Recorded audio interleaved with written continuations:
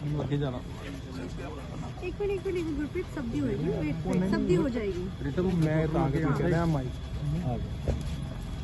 Good morning sir.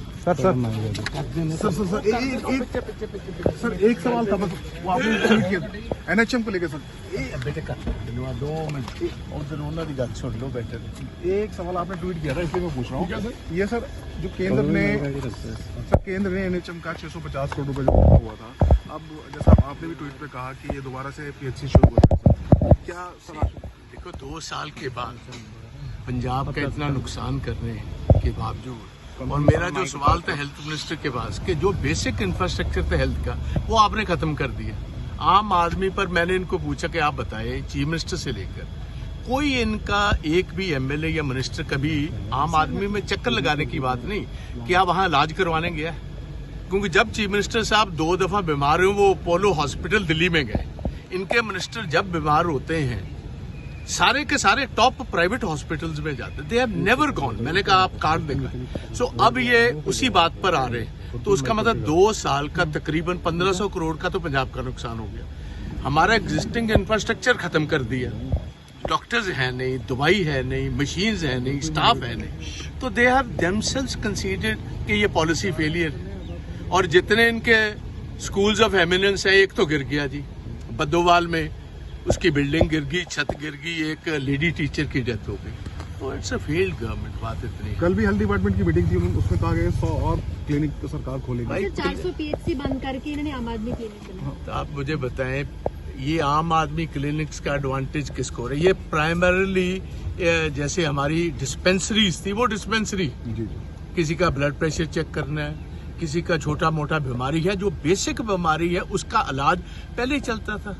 हमारे specialised hospitals चाहिए, जैसे राजस्थान में थी, कम से कम 25 लाख इंश्योरेंस तो दो भाई।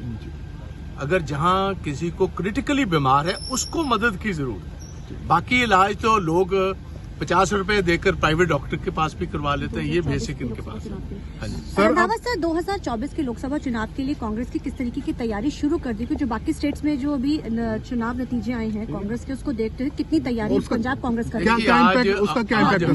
हमारे जो इंचार्ज हैं स्टेट का, हरीश चौधरी जी आए थे और इम्पोर्टेंट कांग्रेस के लीडर्स के साथ चर्चा हुई है। उस चर्चा में इन्होंने सारी बात, हमारी जो तैयारी है वो हमने बता दी है कि we are fully geared up, we are fully prepared to take on the present government. National level पर भी बीजेपी जो पंजाब के साथ धक्का कर रहे हैं वो सारे इश्यूज हम लेके जाएंगे लोगों में, क्योंकि ये नेशनल इलेक्शन होगी। जो नेशनल गवर्नमेंट है मोदी साहब की, जो उन्होंने पंजाब का हक मार रखा है। देखिए हमारे पास कोई पोर्ट नहीं, हमारे पास एक ड्राई पोर्ट था हजारों सालों से, जो सिल्क रूट था अमृतसर वाला, लाहौर, अमृतसर, उसके बाद फिर रावलपिंडी और फिर सेंट्रल एशिया को जाता था।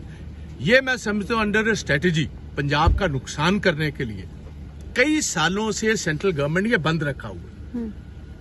आप देखिए, अगर आप लॉ एंड ऑर्डर की बात ही करते हो तो आपका व्यापार कई सारे और देशों से चलता है जिनके साथ आपके ज्यादा अच्छे संबंध नहीं है।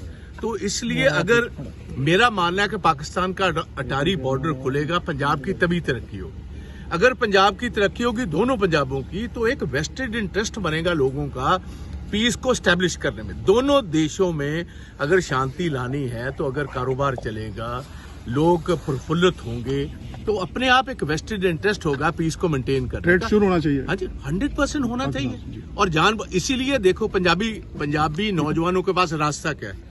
अपनी जमीन बेचो, अपनी जायदाद बेचो और बाहर जाओ। ये मैं समझता हूँ एक वेल थॉट आउट स्ट्रेटेजी है पंजाब का नुकसान कर। सर इंडिया अलायंस को लेकर क्या आपका स्टैंड आज भी वही है या कुछ बदला है? हमारा 110% वही स्टैंड है। We have nothing to do with the AAP. हाँ जी, थैंक यू। अकेले चुनाव लड़ेंगे?